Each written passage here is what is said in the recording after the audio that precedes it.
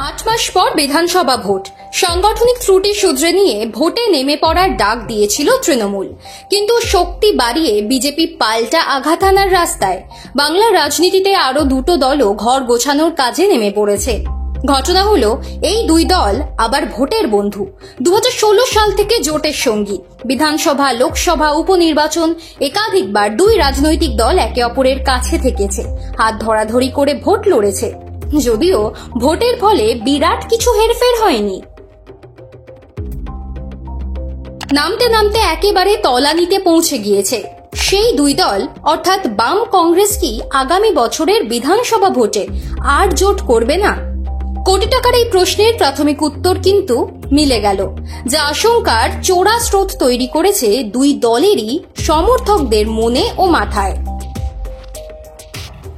নদিয়ার কালীগঞ্জে যে শেষ উপনির্বাচন হয়েছিল তাতে জোট করেই লড়েছিল বাম ও কংগ্রেস। ভোট প্রত্যাশিতভাবে জিতেছেন তৃণমূল কর্মী, কিন্তু কালীগঞ্জের উপনির্বাচনের কংগ্রেসকে আসন ছেড়ে দিয়ে বামেদের তরফে বার্তা ছিল বিধানসভা ভোটেও জোট করবে দুই দল। আলিমুদ্দিনের এ নিয়ে অবশ্য বাম শিবিরেই কম চাপানুতর ছিল না। শরিক দলগুলো উষ্মা প্রকাশও করেছিল, কিন্তু আলিমুদ্দিন দূরদর্শিতার কথা তুলে ধরেছিল। ঘটনা হলো, কংগ্রেস প্রার্থী ভোটে জয় না পেলেও ভোটের ভাড়ারে কিন্তু সামান্য প্রাচুর্য দেখা গিয়েছিল, অর্থাৎ জোটের ভোট বেড়েছিল কালীগঞ্জ উপনির্বাচনে।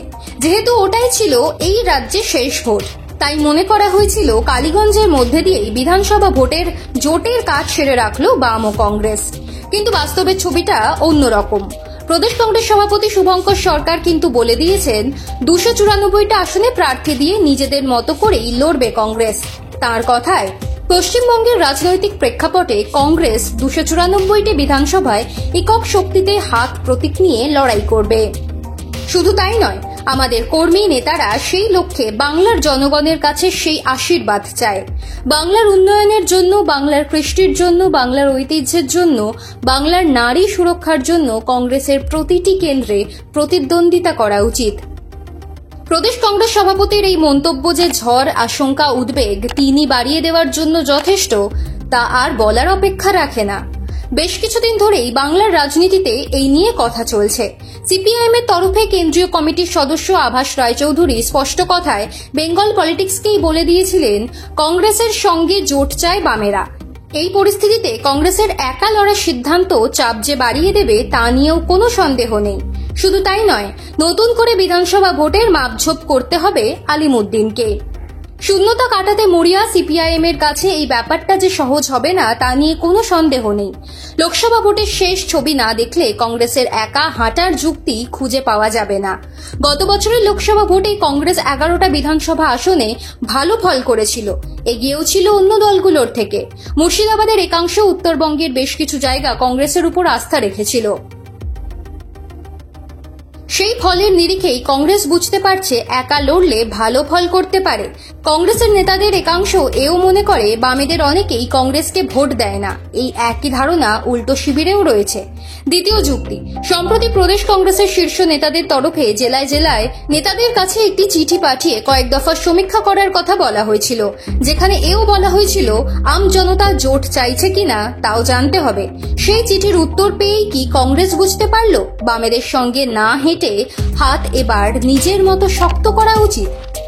শূন্যতায় রয়েছে দুই দলই। বিধানসভা ভোটে কংগ্রেসের শূন্যতা কাটানোর সম্ভাবনা প্রবল। বামেদের কি হবে? অনেক বামকর্মী কিন্তু চাইছেন সিপিআইএম জোটে না গিয়ে নিজের মতো লড়াই করুক, তাতে দলের ভুল ত্রুটি বুঝতে এবং শুধরে নিতে সুবিধা হবে।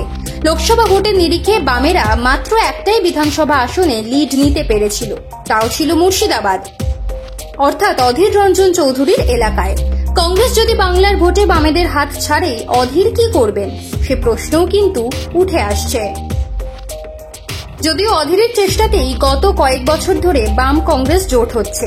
বিধানসভা ভোটে মুর্শিদাবাদ হয়তো বাম কংগ্রেসের আলাদা দ্বীপ হয়ে থাকবে, বাকি বাংলা অন্য গল্প শোনাবে। উত্তর জানতে বেশি দিন অপেক্ষা করতে হবে না।